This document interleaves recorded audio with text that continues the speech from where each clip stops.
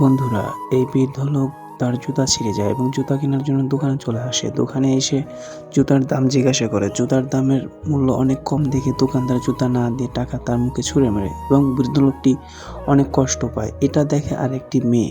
মেয়েটিরও অনেক খারাপ লাগে, তাই মেয়েটি দ্রুত এই দোকানদারের কাছে চলে আসে এবং মেয়েটি দোকানদারকে জিজ্ঞাসা করে এই জুতার দাম কত। ছেলেটি জুতার দাম বলে দেয় এবং মেয়েটি তার কাছ থেকে জুতার দাম দিয়ে জুতা দুটা এই বৃদ্ধ লোকের জন্য নিয়ে যায় এবং মেয়েটি বৃদ্ধ লোকটিকে পিছন থেকে ডাকতে থাকে এবং বলে, দাদু, আপনার জন্য জুতা আমি দোকান থেকে নিয়ে এসেছি, আপনি এই জুতা দুটো পরে নেন। দাদু বলে যে, তোমার কাছ থেকে জুতা আমি এমনি নিতে পারবো না, তুমি আমার কাছ থেকে টাকা নাও এবং তুমি আমাকে জুতা দাও।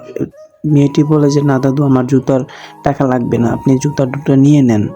মেয়েটি অনেক রিকোয়েস্ট করার পর দাদু জুতা দুটি নিয়ে নেয় এবং দাদু অনেক খুশি হয়ে দাদু এখান থেকে চলে যায়। বন্ধুরা, যারা দাদুকে অনেক ভালোবাসেন তারা দাদুর নামটি অবশ্যই লিখে যাবেন আর অবশ্যই একটি শেয়ার এবং লাইক করবেন, সাবস্ক্রাইব করবেন।